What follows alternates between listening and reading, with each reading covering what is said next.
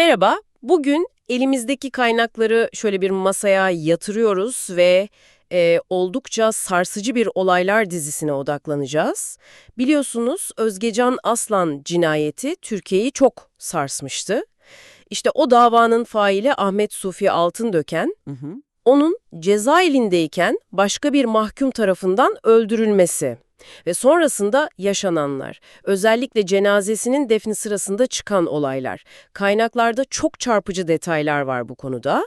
Amacımız da bu kaynaklardaki bilgileri, hani özellikle o katilin ifadesini ve cenaze sürecindeki o garip detayları sizin için biraz daha açmak, derinlemesine bakmak. Hadi başlayalım. Evet, evet. Bu olaylar zinciri toplumun bir suça, daha doğrusu bir failin işlediği suça karşı tepkisinin nerelere varabileceğini göstermesi açısından çok önemli. Kaynaklar da bunu vurguluyor zaten. Özellikle dediğin gibi Altındöken'i öldüren Gültekin isimli mahkumun savunması, bir de mahkemenin verdiği karar arasındaki o fark ve tabii cenazenin kabul edilmemesi meselesi. Bunlar kaynaklarda öne çıkan noktalar. Aynen öyle. Şimdi kaynaklara göre olay 11 Nisan 2016'da geçiyor. Adana'daki kapalı cezaevinde Gültekin isimli bir mahkum Ahmet Sufi Altındöken'i öldürüyor. Babası Necmettin Altındöken de ağır yaralanıyor o sırada. Gültekin'in ifadesi yani okuyunca insan bir duraksıyor. Çok ilginç şeyler var değil mi? Mesela silahı bir yıl önce tuvalette bulduğunu söylüyor. Evet, evet. Bulup bacağının arasında sakladığını iddia ediyor. Bir yıl boyunca yani. Bir yıl. Evet, bu başlı başına ilginç. Kesinlikle. Bir de şey diyor ifadesinde, olay günü halı sahaya çıkacaklarını son anda öğrenmiş. Hatta gardiyanların konuşmalarından duymuş Altındöken'le babasının hangi koğuşta kaldığını. Kaynaklar şuna da dikkat çekiyor.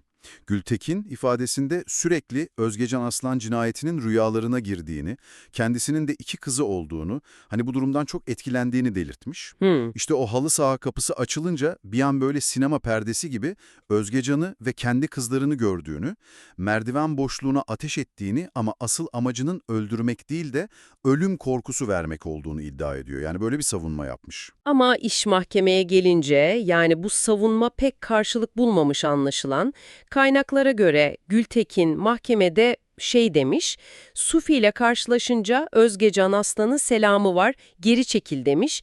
Sufi kaçmaya başlayınca da hedef gözetmeden iki el ateş etmiş. Yani öldürme kastım yoktu, her şey bir dakikada oldu bitti diyor. Mahkeme nasıl bakmış bu işe? İşte orada kaynakların altını çizdiği o önemli çelişki ortaya çıkıyor. Gültekin ısrarla anlık bir tepkiydi, öldürme niyetim yoktu dese de mahkeme onu tasarlayarak adam öldürmekten ağırlaştırılmış müebbet hapse mahkum etmiş. Yani cinayeti planladığına hükmetmişler. Bu biliyorsun en ağır cezalardan biri. Ağırlaştırılmış müebbet evet. Toplamda 30 yıla yakın ek ceza daha almış ve cezasında da hiç indirim yapılmamış. Diğer sanıklar varmış davada, onlar delil yetersizliğinden beraat etmiş. Ama Gültekin'in o silahı bir yıl cezaevinde sakladım demesi, mahkemenin tasarlama kararı ile birleşince durum daha da düşündürücü oluyor tabii. Bu hukuki süreç bir yana bir de olayın diğer boyutu var ki o da çok çarpıcı. Kaynakların anlattığına göre Altındöken'in ölümünden sonra yaşananlar, cenaze süreci yani. Cenaze annesi Naciye Tan'a teslim ediliyor, defnedilmek üzere Tarsus'a götürüyorlar ama orada işler karışıyor. Hem de nasıl? Kaynaklar Tarsus'ta cenazeye karşı çok büyük bir tepki olduğunu yazıyor. Tarsus Belediyesi şey gerekçesiyle, morgda yer yokmuş bir de gece defin yapılamazmış. Gece defin yasağı, evet. Aynen. Bu gerekçelerle cenazeyi kabul etmemiş. Hatta Adana'ya yeri götürmek için araç bile vermemişler. Adana'daki belediyeler de benzer şekilde gece araç veremeyiz demişler. En sonunda özel bir araç ayarlanmış da Adana Devlet Hastanesi morguna kaldırılmış cenaze. Hatta bir kaynakta bu durum için Tarsus toprakları tarafından kabul edilmedi gibi bir ifade kullanılmış. Uf, çok ağır bir ifade bu. Peki ne oldu sonra cenazeye? Nereye defnedildi? Sonunda Adana'da defnedilmiş ama kimliği gizlenerek. Hatta kaynaklarda geçen çok etkileyici bir detay var. Cenaze kimsesizler mezarlığına gömülürken tabutun üzerine bir kadın eşarbı örtülmüş. Kaynaklardan biri bu durumu şöyle betimliyor. Bir kadını hayattan koparan Sufi'nin cansız bedeni bir kadın eşarbının gölgesine gizlenecek kadar aciz kaldı. Bu gerçekten toplumsal öfkenin, reddedişin ölümden sonra bile nasıl sembolikleştiğini gösteriyor. Gerçekten de bugün baktığımız kaynaklar Ahmet Sufi Altındöken olayının ne kadar çok katmanı olduğunu gösteriyor bize.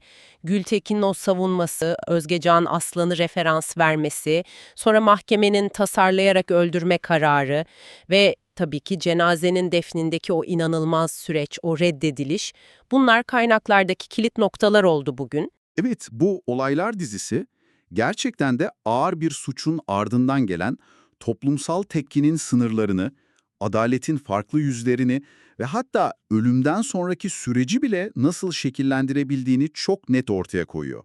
Kaynakların bize aktardığı gibi yani bir cenazenin defni bile nasıl bir toplumsal mücadele alanına, bir tavır gösterme biçimine dönüşebiliyor, bu çok çarpıcı. Peki, şöyle bir düşünelim o zaman. Bir toplumun öfkesi, reddedişi, bir insanın ölümünden sonra bile bu kadar güçlü bir şekilde devam ediyorsa, bu durum adalet, ceza, affetme, toplumsal hafıza gibi kavramlar hakkında bize ne anlatır acaba? İşte bu sorunun cevabı üzerine düşünmek de belki size kalmıştır.